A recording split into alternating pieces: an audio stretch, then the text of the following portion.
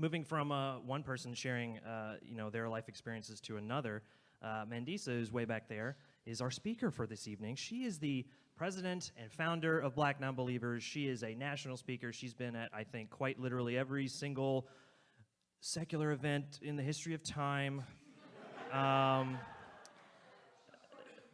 It's weird how little of an exaggeration that is.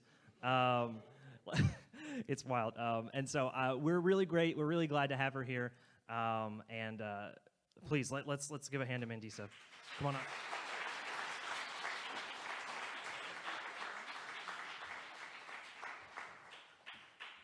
Good afternoon, everyone. Thank you so much for having me here.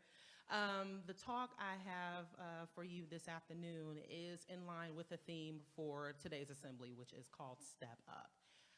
Ironically, the poem that Anna read, And Still I Rise by Maya Angelou, was a poem that I read during performances under the instruction of one of my teachers in elementary school. Me and a couple of other young ladies, we would belt out that poem, particularly I Am the Dream and the Hope of a Slave. And ironically, still, as I was discovering my atheism, discovering my path to be open about it, this same teacher years later tried to discourage me from speaking out about it, which was partially the fuel into my activism, because I was raised an activist. I was raised to be a strong speaker. I was raised to be a critical thinker. And it was disappointing to have someone who was a mentor to me try to discourage me because she was scared of her beliefs, or she was scared by her beliefs.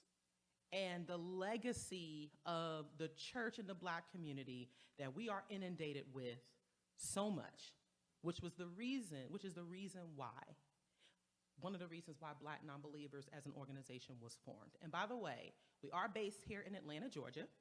I see some of our members and participants here today, and thank y'all so much for coming.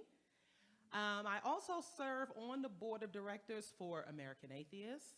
I recently became the chair of the nominating committee, the board nominating committee for the American Humanist Association. I am one of the coordinators for the Atlanta Coalition of Reason. So when it comes to building and getting involved with the community, I'm kind of all over the place. I won't say I definitely haven't been everywhere, but it's kind of getting there. But it can't just be me. It can't just be the few that have started it.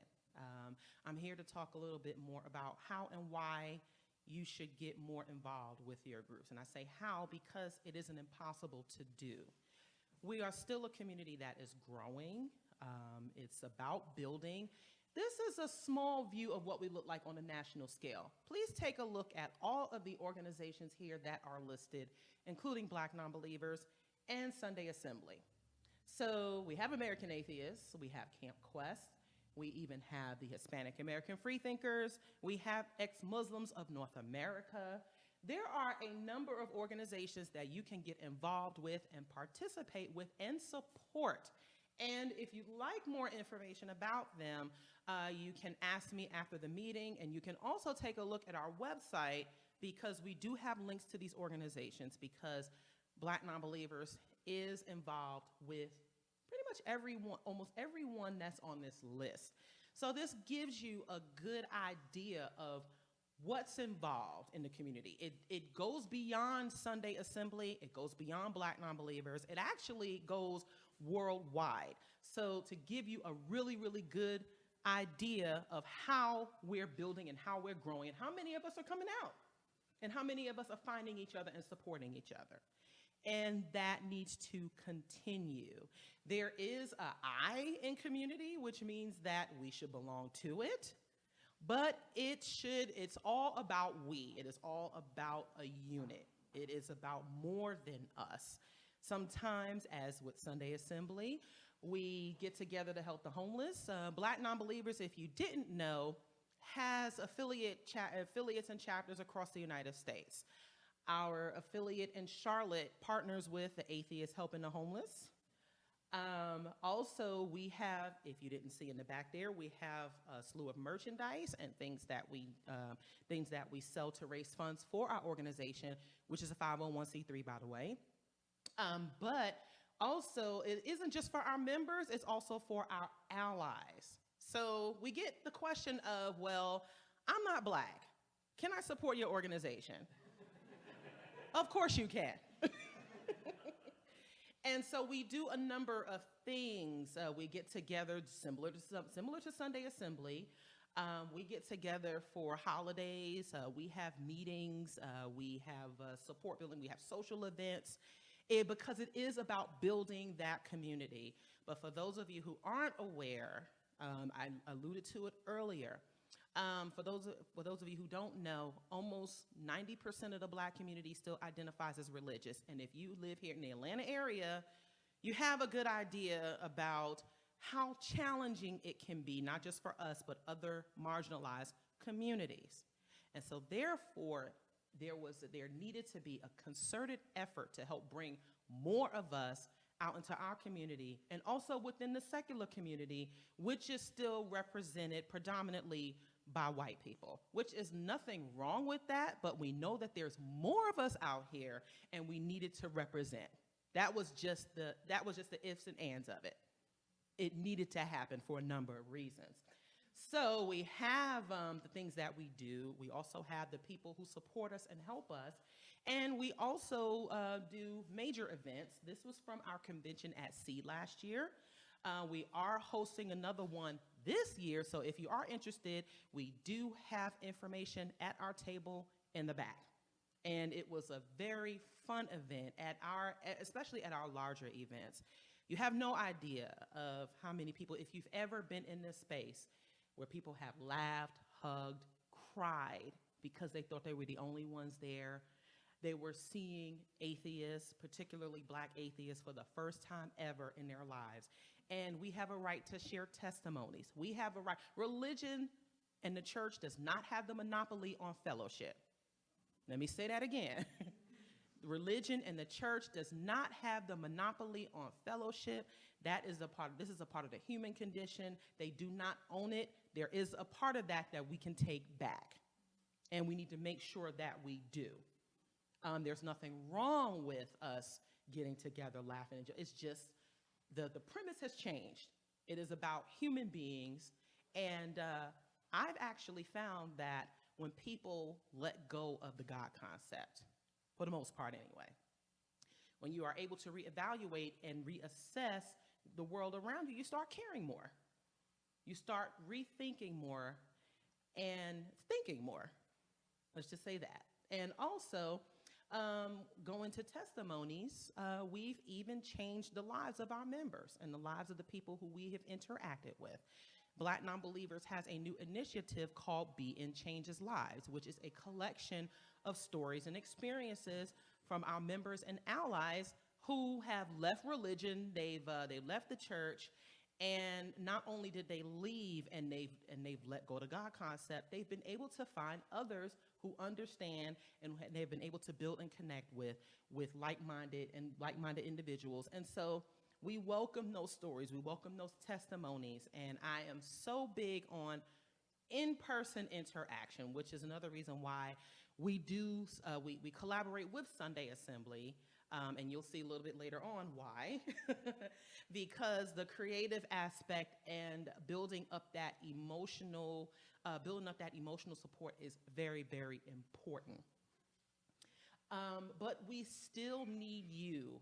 I've been involved in this community now for the past 7 years.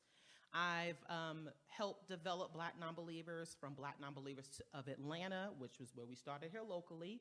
We increased our scope at the end of 2011. We are now up to going on 12 chapters across the United States.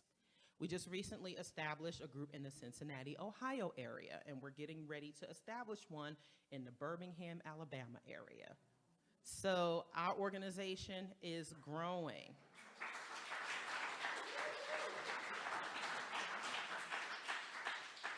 But this just does not happen by myself. I am honored to have worked with a number of people and still am honored to work with a number of people within my organization and within this community. But one thing that we pride ourselves on is giving people a voice and giving people the opportunity to help grow and develop. And I think Sunday Assembly does that too. And it just doesn't happen by magic. Remember, we don't depend on divine intervention anymore. So guess who it's up to? Us. And if there is something that you don't see, there is a need that you don't see that is being fulfilled, even within the organization that you participate with, it will be up to us. It is up to you to help us not only build it, but also to sustain it. So this is how we need you. This is how you can step up. You can sign up for updates and newsletters. The information that we give out about our organizations and our events is very important. Usually, I think we all have meetup pages, so if you're on meetup.com, you can subscribe. The information online is readily available to everyone. You can attend meetings and other events. This doesn't happen without your support. Now, I know for many now I'll just ask you a question. How many of you have suffered from a sense of social anxiety? Almost every one of us in this room. So for our, for us and how, especially for our position on religion, it is still considered a minority position. And therefore, it can be a little uncomfortable to approach with the general public. You may have thought that you probably have had questions ever since you were a child. I know I did. And I've always felt that, since many of us have always felt like the outsiders. We've always felt weird. We've always felt like we didn't quite belong. And that's okay. We're sort of a community of outsiders. But that doesn't mean that we cannot improve on our social skills and our ability to participate and come together. It's okay. It's something that learning is a lifelong process. And that is something that everyone should become used to, and that's okay. So just come out and start attending, not necessarily everything at once, anything at your comfort level is fine. Donate, that is a huge part. I know many of us have been turned off by the idea of what is considered tithing, that you absolutely have to give 10% of your income to this institution that isn't necessarily producing anything tangible, right? I mean, a lot of us have been burnt by the church, and that is completely understandable.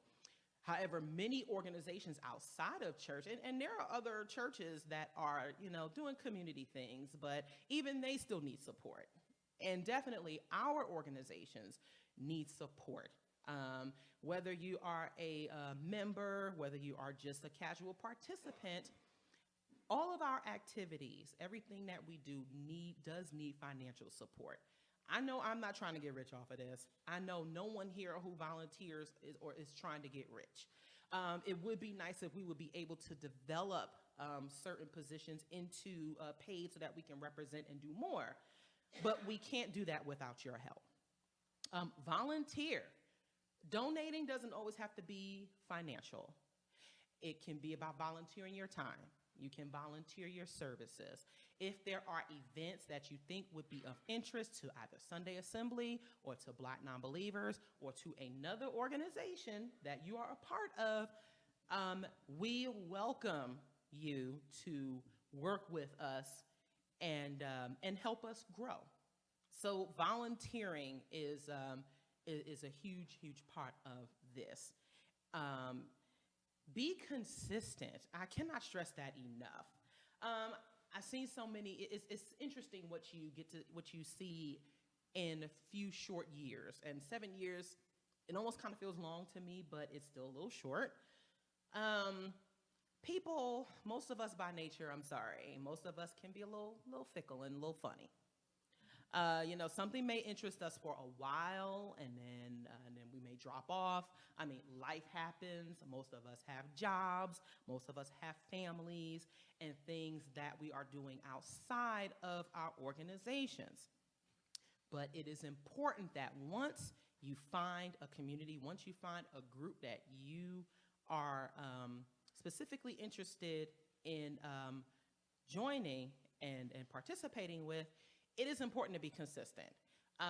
When you volunteer, when you take the step to volunteer and help, it is important to be consistent. It is, and it may seem repetitive at times. It may seem boring, but not every moment of this is going to be what we would consider exciting. Sometimes to get involved, it's long, it can be tedious, it can be boring, but it's rewarding. It has been rewarding to me knowing that people have been affected positively by interaction with us, by interacting with this community, by interacting with other organizations, whether they are online, but primarily offline, because there is a lot of importance, and there is a lot of good in seeing us all come together. So I'm going to close this out by saying that recently I made the decision to resign from my full-time job. I had been for the past 7 years in 2011 when founding Black Nonbelievers, and as Ross said, I felt like I have been at almost every event or convention or conference, and I was doing so while still raising my family. I'm still raising my family. I have 3 children. My oldest daughter is in college. She's about to graduate with her bachelor's. I have 2 sons, 9 and 12. I do have a husband as well. And I was doing all of this while still working a full-time job. What has transpired is a need for me to become more full-time in this movement. It was time for me to expand. It was time for me to grow so that I can help the organization grow, so that I can help us all grow. Because as I stated earlier, I wear multiple hats in this movement. It is time for me to be able to do more than I already have, but I need your help with that. So what I have done was created a Patreon where you can subscribe online and you can receive content. Ross is one of my patrons, so I appreciate that. And this is in addition to helping support Black Nonbelievers, in addition to helping support Sunday Assembly, but this is to help me do more of what I know I need to do. In addition to everything that I do with Black Nonbelievers, I also co-host a segment on WRFG. My co-host is in the audience today, Sharon.